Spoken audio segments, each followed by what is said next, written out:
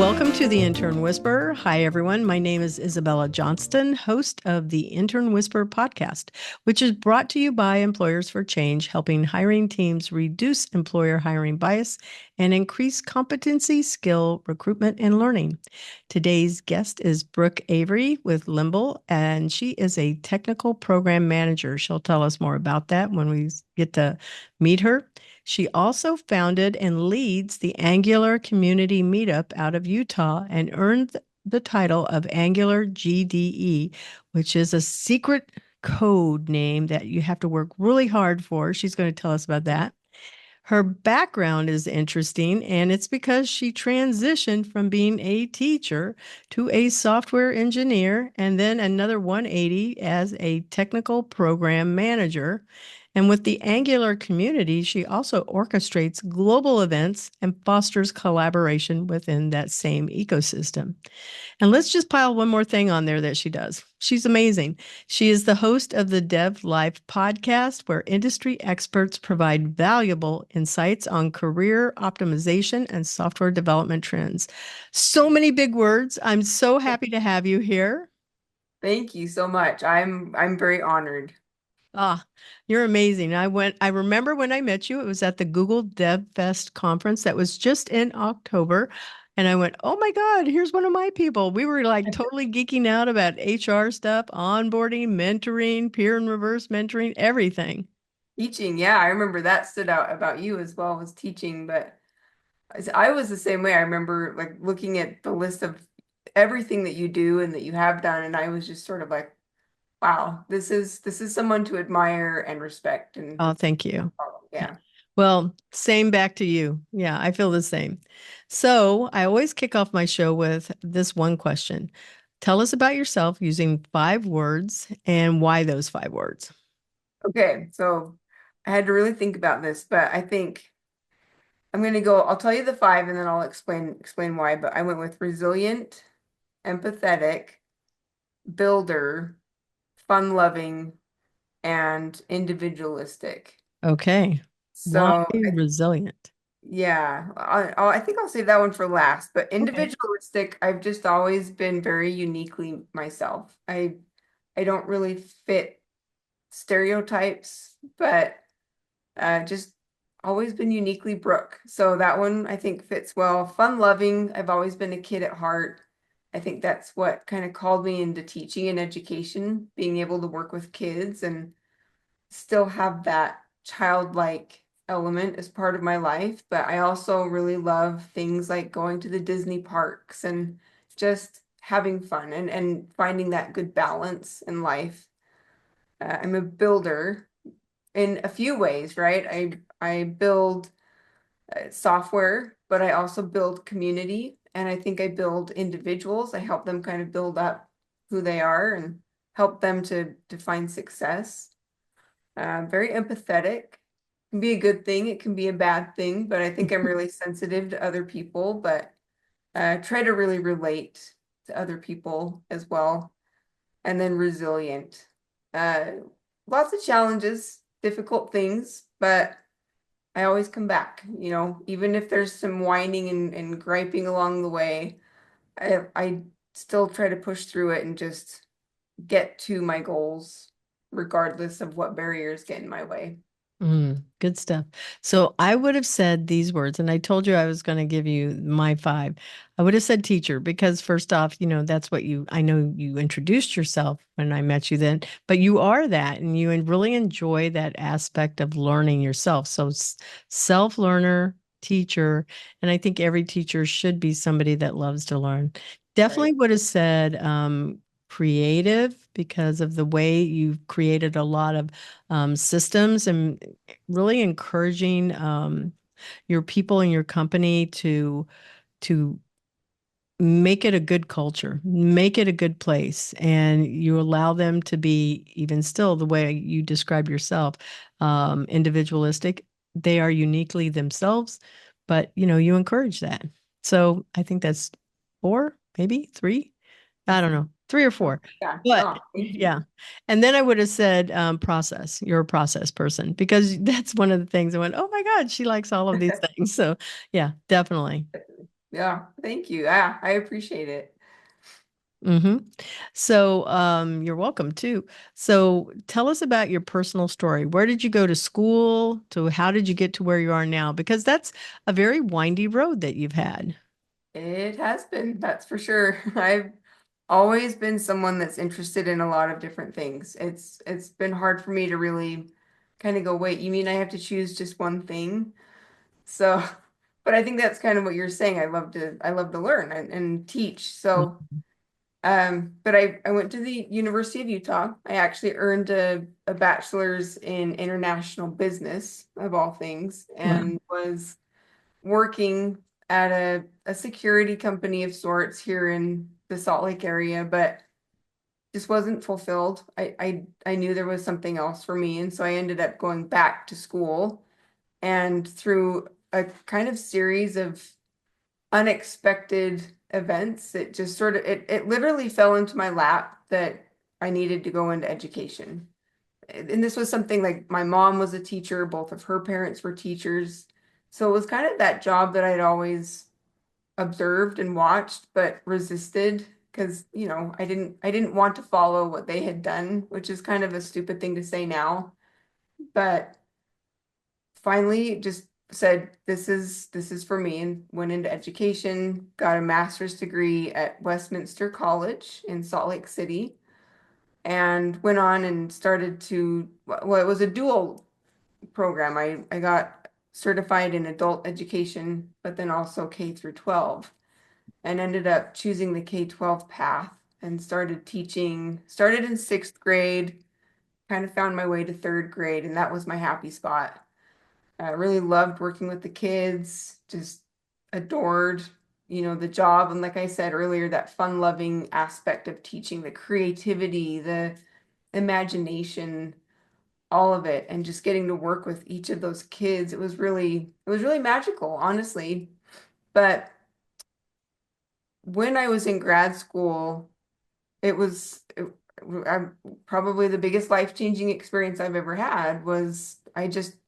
I went from being totally healthy one day to, within a matter of 2 weeks, I had started to have this weird pain in my, like, the back of my right side, and then it just sort of like found its way down to the back of my back. And then overnight, I just remember waking up one day and just being totally ill and curled up in a ball, absolute pain. I had no idea what was going on. I just knew I was not well. And with any sickness, you just kind of think, oh, it's going to go away in a few days, just ride it out, but it didn't go away. And so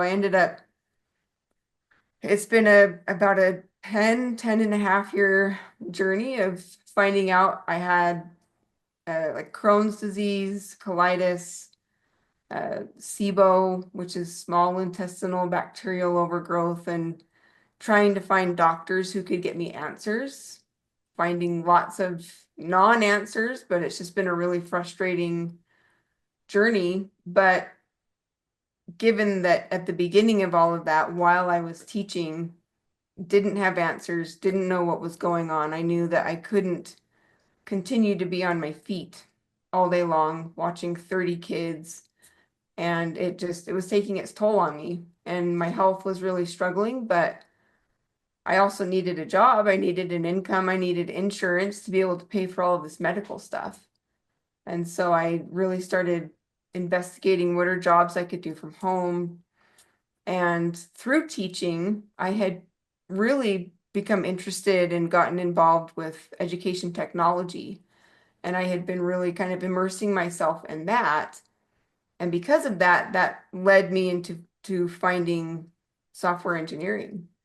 And as soon as I started playing around with programming, it instantly grabbed my attention. And it was like another magical moment of sorts, right? Like I had Mhm. never really thought of it, never had considered it. But as soon as I found it, it was like, oh my gosh, how have I not been doing this? Um, Finished out that school year, stopped teaching, and went straight into boot camp. I had no income, I had no insurance, and I was still just trying to ride out this weird illness. But I had at least gotten enough hold on that I could get myself to school and go to this boot camp and, kind of get through the days. But at the end of that, I had met this really amazing software engineer. He came to my boot camp and was one of the guest speakers at the graduation. His name is Kent C. Dodds, and introduced myself to him. I was a little bit worried at that point that a 3-month boot camp wasn't going to be enough to really qualify me to be a legitimate software engineer. So I really wanted to network and make sure that I was connecting with people who could help me find a job. And Kent did just that. He was so kind and just kind of took me under his wing for a bit there, introduced me to a guy here in the Salt Lake Valley who was starting his own website that was previously he had been an author or a course instructor at Pluralsight. And he'd been making, I think he had like 25 online courses by that point, teaching various programming things or Angular specific testing, different stuff. But because of his experience at Pluralsight, he wanted to start his own website, kind of to solve this problem that there is with engineering tutorials where a lot of them just spew information out, but they don't really help you to acquire the skills.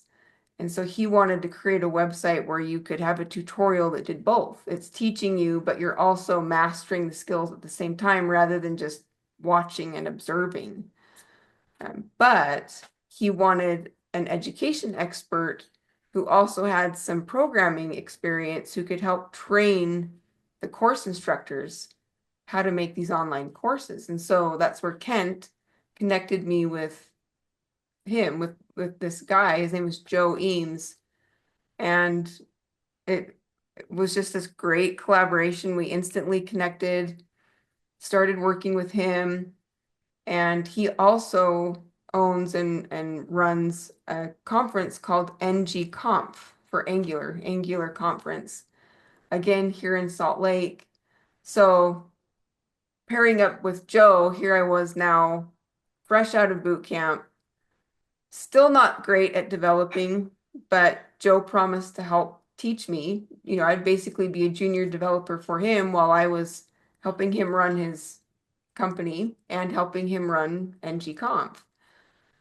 Little did I know, though, that was going to introduce me to all sorts of, the website we started, this online tutorial company was called Thinkster.io, and I had no idea that it was going to be as much work as it was, but it was just the two of us, and it was a startup, and so we had to learn really fast how to market, how to do social media, how to make and edit these videos. So here I am acquiring all of these other skills, not so much really developing my programming skills at that point, but it was okay. I was engaged, I was in the right field, learning the right skills, I think, for that time, and still being able to use my education background. But then also we were putting on these conferences, and that was a big undertaking as well. And of course, there was a team with that. That was not a two-man job. There were several people involved in that, but great learning experience with that as well. And that went on for about 5 years. And one thing that I started to do at that time too was a local online meetup. Joe had started a local Angular meetup just here in the Salt Lake area, and he asked if I could help go and run that in person. Started to help with that, and met who became a really good friend, but he wanted to get involved in directing the meetup as well. His name was Eric Slack. And we started running the meetup together, but it was shortly after that COVID happened. And so we couldn't meet in person anymore. And we decided, it's actually Eric's idea. I have to give him credit for that. He thought, why don't we just do this online? We'll take the NG-Conf community, we'll promote the conference globally. And so we did. We took it on and just, we were on meetup.com, but it instantly went from 15 local members to now we have 6,500 members in this online conference, and it was just the perfect timing to be doing something online. But out of that, Eric and I decided to start a podcast as well. And so that's kind of where the podcast was born.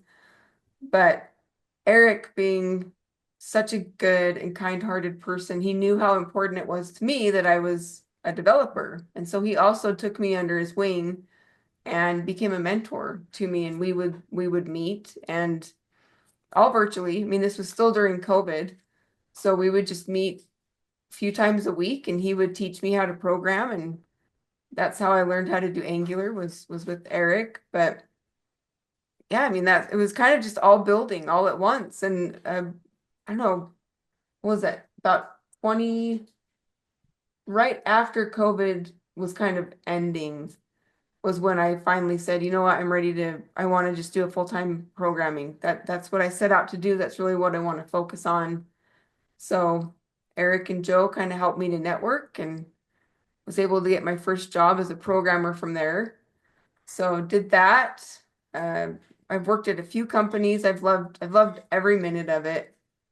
And then uh, at one of our meetup events, a couple of guys, we often would save time at the end of the meetups where we would say, if you have job openings or if you're looking for a job, now is it's open to you. Open mic. You can go and share the job opportunity or tell people about who you are if you're looking to be hired. So these two guys get up and they start talking about this company here, not too far from where I live in Utah. It's called Limble. And it was a startup, hadn't been around too long, but they really stood out to me. And so when I started looking for a new job, uh, just remembered these two guys and ended up reaching out to them, told them I was looking for a new job, and it just worked out that they were looking for a developer at that time. And so they brought me on to work at Limble, got hired as a developer, started doing that, but it didn't take too long for them to really know. And my direct team lead in particular, they were kind of like, you've got all these other skills and we can see you over here like organizing team activities and doing these things that are kind of like helping build the team. And so it was really my team lead's suggestion. He said, have you ever thought about program management? And no, I've just wanted to be a developer. That's what I set out to do. And so he sort of just he gave me the option. It was very much optional, but we just sort of started playing around with it. Like, well, why don't you do 80% programming and 20% technical program management and just dip your toe in, see if you like it.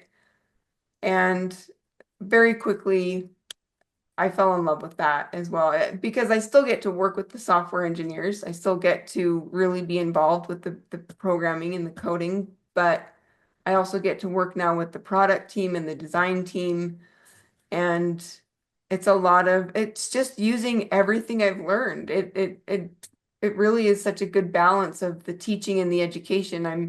I'm in charge of a lot of this, like the upskilling and the training and development on the team. Um, but then, I still get to do the technical stuff as well. So I feel like this is perfect blend of everything. And yeah, there you go. That's the history of Brooke. Yeah, that sounds like it has to be the dream job because you get a lot of variety. You're not always having to be focused on the programming aspects. At some point, you'll still probably continue as you grow, I think I want to go and do this. Yeah. And whatever this can be, and it might be morphing more out of both sides still, even more. Yeah. It's been exciting, but it's one reason I really love my company because I've never heard of another company really that's that open to letting someone explore their talents and find how they can make the biggest impact on the team. Usually you get hired and that's what you do, but they really saw that there was a potential for something else and they let me look into that. So huge gratitude for them. I think a lot of startups, they they are okay with people wearing multiple hats and switching within a department because it's about you got to. got to learn fast and lead fast and all of those things. So I think the younger companies are better to work with for those reasons. Yeah, The bigger the company, the more structure there is, the more protocols you have to go through, and it just not always as much fun. true. Yeah, Yeah. yeah. Just Well, perfect timing. yeah. Okay, so then you jumped into this pool of the Angular community and podcasting. I mean, you touched on it a little bit, but let's talk about your podcast. So why specifically that? And do you see that your podcast is actually it's morphing into a bit more of like what your role is now? Because I know that when I read this definition, I mean this bio of you, it said Dev Life Podcast and, valuable insights on career optimization and software development trends. But is it turning into more or what's going on with your podcast? Yeah, it's more of like a developer experience podcast, I'd say at this point. We didn't really have the words to describe that at the beginning, but the more that I've gotten into program management, learned more about what all is involved in that, I think developer experience really is the best way to describe the show. We set out, I mean, here we were, like I said, Eric and I met by putting on this meetup together. And so a lot of what we were seeing was engineers who loved the technical stuff, but there was a lot of questions about career growth and just the everyday stresses of life. How do I balance all of this learning that I need to do? Every day changes with being a developer. There's always a new technology that you have to learn. But how do I do that while having a family or just managing my day-to-day life? Or how do I communicate with the product team members? And so there were all these questions that were technically adjacent, but not technical. And so it was just an easy thing for us to see that there was a need for these kinds of conversations and discussions, and especially because there were already podcasts that were specific to the technical stuff, but less so with developer experience. So yeah, and then the more that I've gotten into program management, the topics become more and more clear to me what's needed and what people are really questioning and asking about. So how do you think developer experience is different from an employee experience? Yours is very targeted, so that's why I'm wondering why is it different or how is it different? Yeah, I think a lot of it is that technical aspect. Programming is, oh God, I've never had a job that is so demanding, like cognitively demanding. And I feel like there's there's a lot that you need to learn in how to like minimize that overwhelm and that cognitive load. So I think there's some real unique topics of discussion in that for developer experience.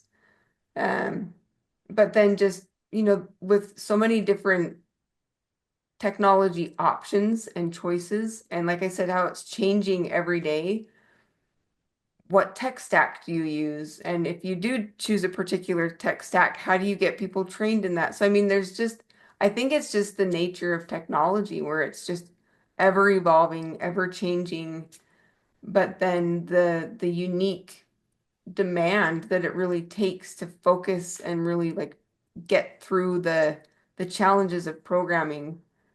I don't know, there's just this need for really figuring out how do we have good communication and get into that flow state, but how do we have good feedback loops? How do we, like I said, reduce that cognitive load? So, yeah, Mm-hmm. Mm-hmm. I feel that sometimes myself though. I mean, I'm not learning programming, but I always feel like God, every day I wake up and I go, "Oh, what happened now on this app that I'm using? And right, how do I fix this?" I remember when Google first came out and their customer support, you could call and speak with a human. right, You could get anybody from anywhere in the world and they were trained so well. They really there was not a language barrier. They understood me. And then really well, they could solve the problem quickly. And I've always found that so helpful. I would still pay for that. They don't have that anymore. And so for me, when I have to go to Google and I do have a problem and I'm going, well, how am I going to fix this? And they send articles and they'll say, here, use this, that'll help you, you've reached your maximum amount of storage capacity. I don't know how and what I should be cleaning out is my problem. True. This causes a lot of fatigue on me because I have to sit here, read the article, see if I can understand it. Is the article current? Is it going to be specific to my situation? Because there are things that are going to be different from what the generic instructions will say. Is there anybody I can call to get support? No, I can request something and say, hey, can I speak with a hurt person? Nobody gets back with me. So these frustrations, I think, are the same for just about all of us with how rapidly technology is moving because I've got to figure out somebody that can tell me and within a day, because I'm going to have to pay twice as much to upgrade either my per seat use of the, Right. everybody that's in my drive using it versus what is it that is so old that I can get rid of? Right. And there's Yeah. no tool in there that says this is how you get rid of it. So I feel like that's a lot of what happens for anybody in development. They get these kind of problems and go, I don't know, how am I going to fix this problem? Right.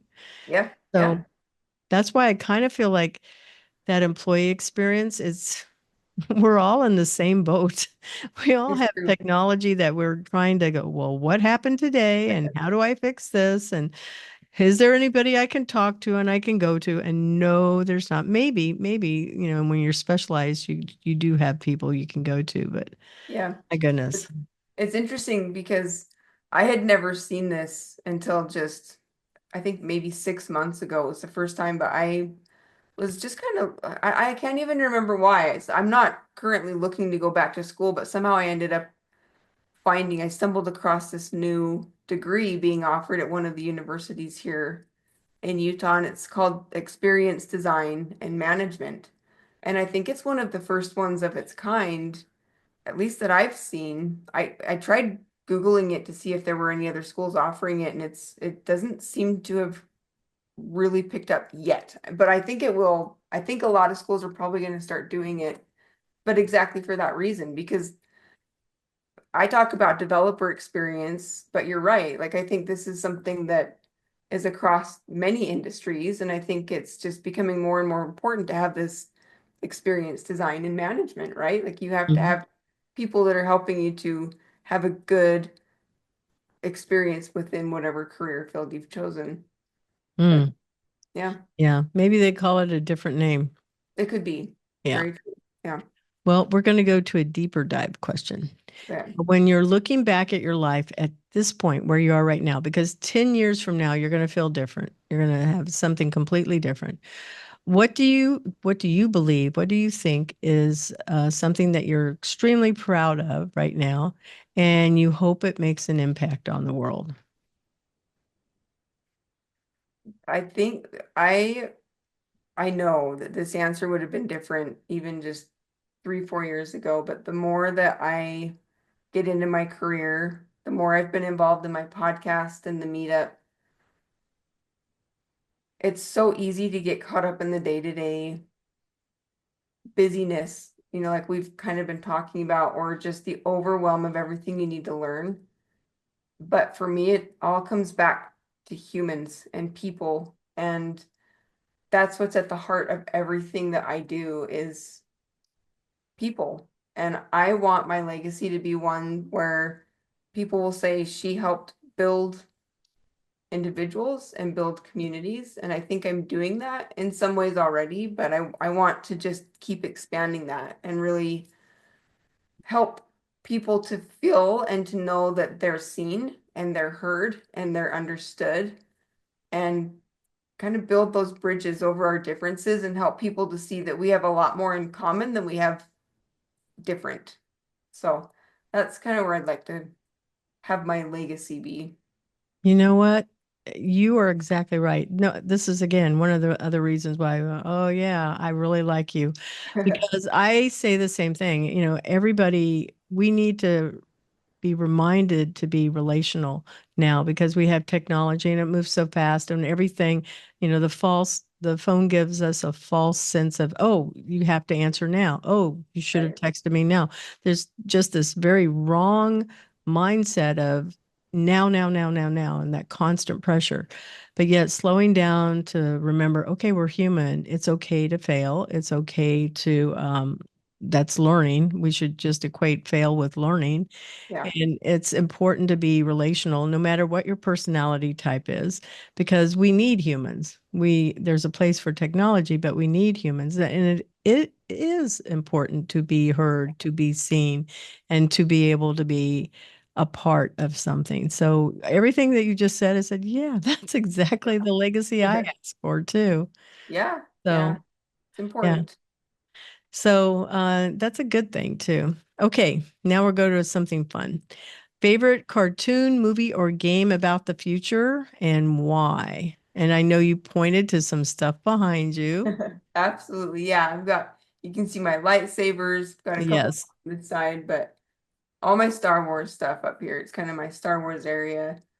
But all three of those, there are Star Wars cartoons, there's Star Wars games, and there's Star Wars movies, and books. And actually, the books is where I really fell in love with the Star Wars stories. I had seen the movies, but it wasn't until I really started getting into the novels. There are hundreds of these things, and it takes the original movies and it goes into all of these side stories and side characters. But that's partially why I love them, is because it's just so comprehensive and so complex, and every story has different people, different characters, and yet they all come back to that same idea of there is a little bit of bad in each of us. There's a little bit of that dark side in each of us, but you have the ability to make choices. And even if you're drawn to those dark side ways, you can choose actively to stay on the light side and be the hero of your own story. And that's kind of what I get out of all of those, whether it's the video games or the movies or the books, whatever it is. I get so caught up in the funness of the stories, and who doesn't like the lightsabers and, the droids and everything. It's all just fun, but I love the messages that you really can still pull out of those stories. So, I agree with you too. Everything is a choice in life, and I didn't ever really understand that. I was telling myself that, like, I don't know, 20 years ago. And wow, everything really is a choice. And if I make the choice, there's consequences, and right. consequences we typically hear is, well, that's bad. But there's also rewards that come with that. And that can be joy. It can be a whole lot of things. And just personal satisfaction knowing that, well, I did the right thing, even if nobody else did. Yeah. And kind of just getting out of that. I feel like a lot of us just get into that zombie mode of we kind of go through the day to day, but we don't consciously make intentional decisions. And so I think Mhm. just kind of wakening up that intentional side to us, and yeah, like we've both been saying, just making those decisions and not just going through the motions, but being very thoughtful about what you're doing. Mm-hmm. So we're going to take a moment and acknowledge our sponsor, Cat 5 Studios, and we're going to be right back. The Intern Whisperer is brought to you by Cat 5 Studios, who help you create games and videos for your training and marketing needs that are out of this world. Visit Cat 5 Studios for more information to learn how Cat 5 Studios can help your business. Thank you, Cat 5 Studios. So we're back to the second half of our show, and we've really gone through quite a bit of time. So it's always amazing. It's good conversation. And when we get into these good conversations, it flies. Does So the guest is Brooke Avery, and hopefully you heard the first half of the show, but if you didn't, you're tuning in now, you got to go back and listen to it. This has been an exciting ride. 180, 180, 180. It's like a roller coaster, if you will. And if you don't understand what I mean by that, go listen to the beginning of the show. So, Brooke, what do you think 2030 will look like in the world? And we are honestly like 5 years away from that, I less. know. That's so weird. I was kind of thinking about this, and I thought, okay, well, what was 5 years ago? And that was COVID Yep. we're basically 2025. So in the middle of COVID, everything right before that, we were still doing a lot of life was in person and a lot more human like interaction. But since then, so much of what we do is remote, and I think people are becoming more and more dependent on technology. So I think it's going to keep going in that direction. But, and this goes along with what we were talking about before the break, I think a lot of people are really waking up to this, though, that like you were saying earlier, life is getting faster and faster. The more that we're making technology a part of our lives, I think life is speeding up because technology is making it possible for us to get through things faster and do more, but it's overwhelming us. And I think that people are getting in, like, there's stress, anxiety overload. I hear more and more people who are ending up with chronic diseases, dis-ease, if you will, because I think we're just so overworked and we're constantly in this state of fight or flight. And so I think what you're going to see is things continuing in that direction with technology, but I think people are going to start pushing back on that a little bit more as well, and really reminding everyone else to, you know what, disconnect from stuff, go out, be in nature, be a human being, don't be a robot. So I think there's going to be a kind of a duality going on there, but yeah, more technology and yet more emphasis on finding balance and having a healthy lifestyle. I like that. Honestly, you've had one of the best answers to this that I've heard.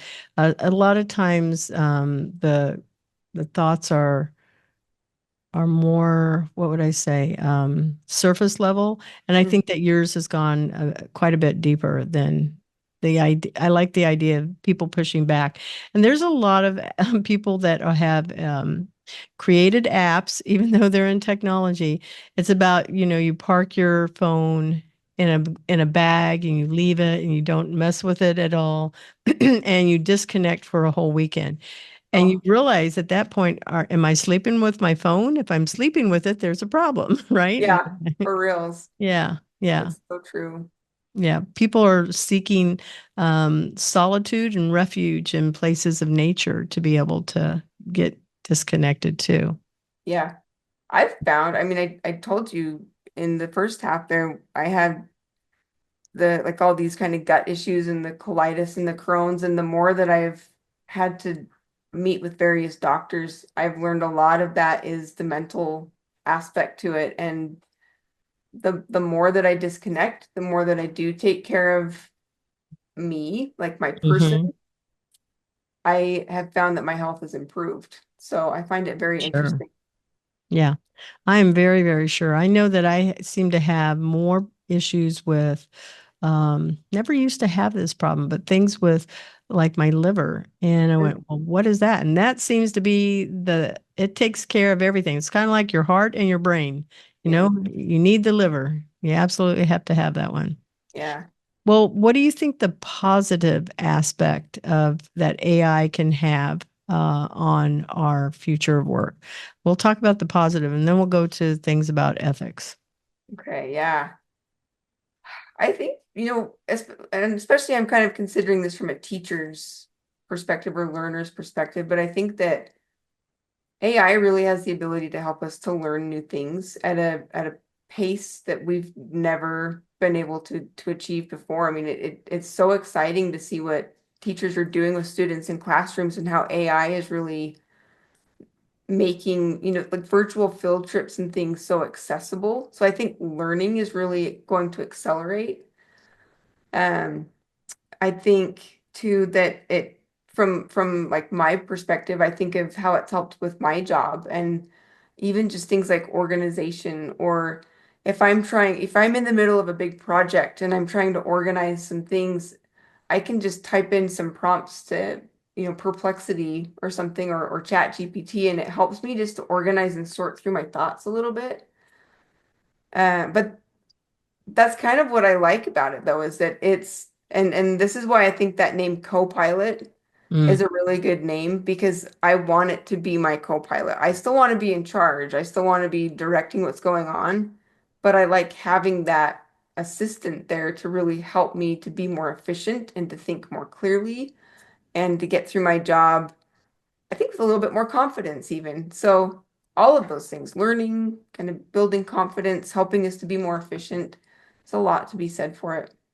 hmm you know what? I agree too, because many times, and I was an English major. So many times I sit here and go, oh my gosh, I need to go and write something. And I'm just going, I can't even think about what I want to say. And I've gone and used, any of the AI tools that are out there, and I'll put in my prompt, just like what you said, and it spits it out in literally 3 seconds. And I go, Yeah. oh, and I feel all of this weight coming off from me. It's Yep. helpful. But I also know that it was just the tool to help me get to this place where I can go, oh, now I can customize it. Exactly. Yeah. We just did that. We have to, every year you have to do a disaster recovery scenario at your company. Uh, make sure that the team is really up to par with standards. And my direct manager was saying, I really want to do something that's D&D, like Dungeons and Dragons. So we can have like a tabletop game, and that's how we'll do this scenario. And I'm not a D&D. I know it. I've played D&D, but I'm not like huge into it. And so I was a little overwhelmed, and I just put in some prompts into Perplexity, and it gave me these great stories and things like that. It takes that load off of you, and I was able to go move on and get whatever else I needed to do done. So it just really eased up my burden and made it so that I could get through my day a lot more effectively. I love that. So there was Jeffrey Hinton is called the godfather of AI. And he was on 60 Minutes last year in 2023, where he was one of the big thought leaders back in the mid to late 50s at the top tier Ivy League schools, and creating AI, creating flying cars, creating everything microwaves that we have had, some for years and some are new, right? And when he was there, I think somebody must have been following them, because in 1964, the Jetsons came out. And that's where we saw all of this stuff and went, this is not a cartoon for children. This is, I mean, yeah, kids will like it, but this is something that's different, is what, my older self now looks at it and sees. And I went, wow, it was amazing. So all of the things that somebody was dreaming about back in the late 50s, early 60s is now here. Right. And if it's not here, it's on its way here within 5 years, I'm pretty sure. So what his concern was, and he said he is very concerned. He wished he had never created it, the Mm. AI. AI is what he said, because one of the ways in which these systems might escape control is by writing their own code to modify themselves. And that's something that we need to seriously worry about. Now, for me, I sit here and I do all of the wonderful things that it can do, but chat is created by people, and there are evil people, and they can create bad things with chat, with any type of AI tool, the same as people that are using it to create simplicity, if we want to call it that, and good things for us. So what do you think about his? What do you think the ethical dilemmas might be? What do you think about what Hinton said? What are your thoughts? There's a lot. See, my Mhm. my mind goes to that Tom Cruise movie, that Minority Report, where I feel like that's become our reality, and we're using our eyeballs to like basically be identified everywhere we are. And here we are talking about how to protect our websites and give better security to things. And so they're talking about getting rid of two-step authentication and instead using things like fingerprints or your eyeball. Uh, Retina. yeah, I mean, so like it's scary to me where things are going. Um, I think even like identity theft or like national security, and we've got privacy and there's copyrights, and it all really is scary. I think, and this is kind of a conversation that we had the other day, where we really need to have some kind of uh better regulation that really is going to monitor what's going on here. Because I do think that if we do let it keep going, it is going to implode and we're going to have big problems. Yep.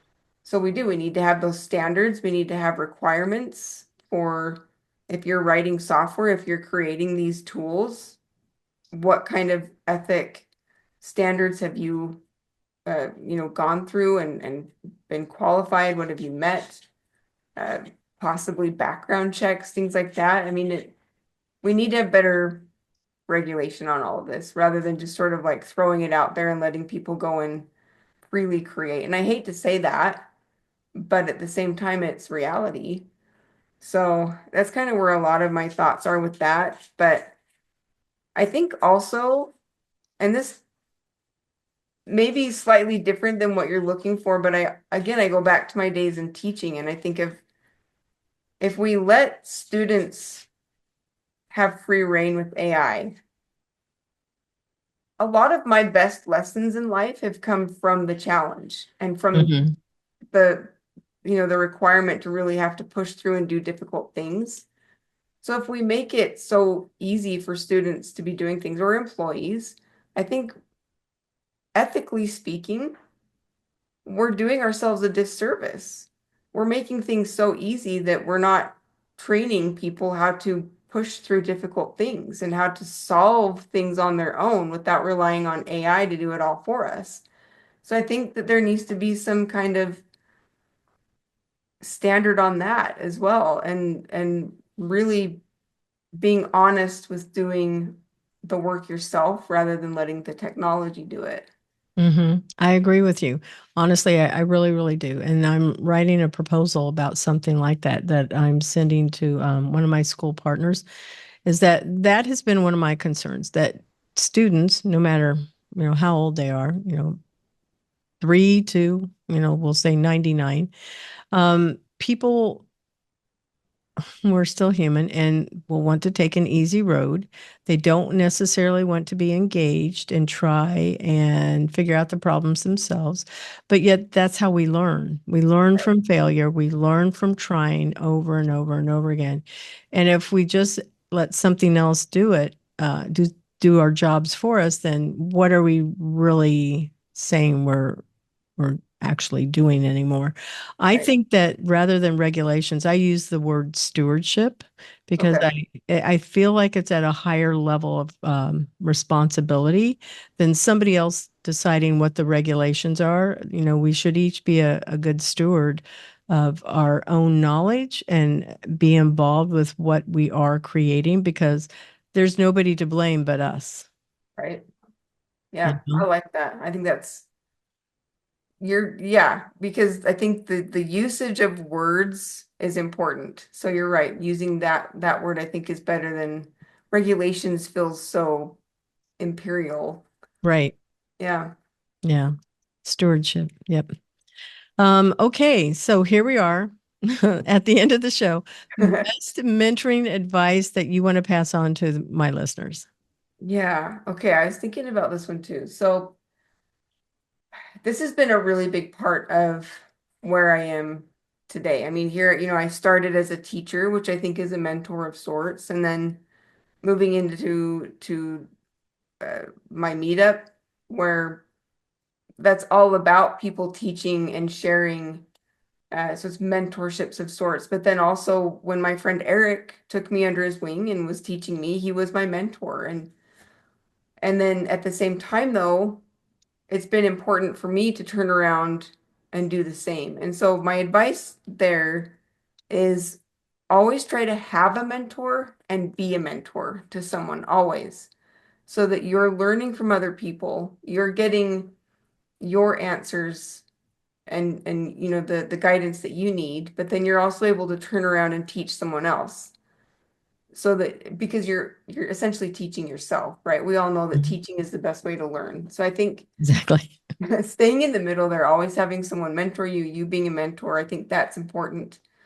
That said, though, I think, and this is one reason I really love the Angular community in particular, because I've never worked with a set of or a community of people who are so willing to give and to give freely.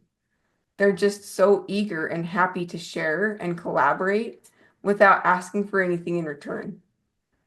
Very rarely do I hear someone when I organize my events or I reach out to potential speakers, very rarely have I had an Angular developer say, "What's in it for me? Are you going to pay me? Are you going to do this for me?" It's always, "Yes, I would love to help." Or, "Sorry, I can't that day. I'm doing this. Is there another time I can do that?" But it builds a really strong community, and I think it helps. One problem with programming, I think, has been that there's a bit of a barrier to get in. And we need to be better about bringing junior developers into the industry successfully, effectively. And I think that won't happen as well if people aren't as willing to just teach and share as we can be. So it's kind of a shout out to the Angular community on that and their willingness. But also, though, I think is don't let yourself get in your own way. If we're talking about being a mentor to someone else, I hear a lot of people say, "But I don't have anything to offer." That's But you not do. true. It's not true at all. And there's always someone behind you. Even if you just started today, there's always someone that will start tomorrow that knows less than you, and you can turn around and teach them what you learned today. So don't feel like an imposter. Don't feel like you don't have something to give, because you do. And the more that you do, your confidence will build, and the more you'll want to give, and then your skills will keep building. So it comes back to always serve yourself in the end. That's not necessarily the reason to do it, but I just think don't let imposter syndrome hold you back. Yeah, I think that one's a solid one too. I want to tell you, thank you so much for all of this good advice. Now, how can our listeners contact you? Normally I give somebody's LinkedIn profile, so I did that. But how else would you like people to connect with you? Yeah, I'm on LinkedIn, so that's a great place. I am still somewhat active on, I call it X Twitter. So you can find me there. I'm at Jedi Bravery. Okay, now what's that all about? Because when I go and try and find you on LinkedIn, it is not your name. It says Jedi Bravery. So what's Yeah, that story? Yeah.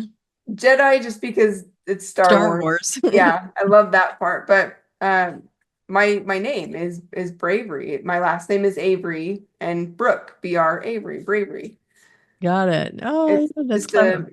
a nickname that kind of stuck with me. So yeah. Cute. Very cute. Yeah. Well, we also put your podcast up here in the Angular Meetup group link too, so that people can go and check that one out. Great. Yeah, please do come join us. The Angular Community Meetup is every month. We meet on the fourth Tuesday of the month. So Very nice. Oh, that's tonight. Okay, but not fourth Tuesday. right. We did it last Tuesday. Yeah, we did it last Tuesday. Yeah. Yeah. Well, it's been delightful having you, Brooke. I really have enjoyed this opportunity to get to know you more, and I see just how much we are very similar to each other. And I think that's a hoot. I love it. Yeah. Thank you. I have really enjoyed it, and I appreciate the chance to come on. This is great. Well, you have a great evening, and it's evening here for me, but I don't know about you in Utah. I mean, we're what, 2 hours different? 5:30. Yeah. Yeah. Okay. All right. Well, you have a really good evening, and thank you so much. Thank you. We want to thank our sponsor, Cat5 Studios, and thank you to our video production and editing team, Gavin Staley and Rachel Mathis. Music is by Sophie Lloyd.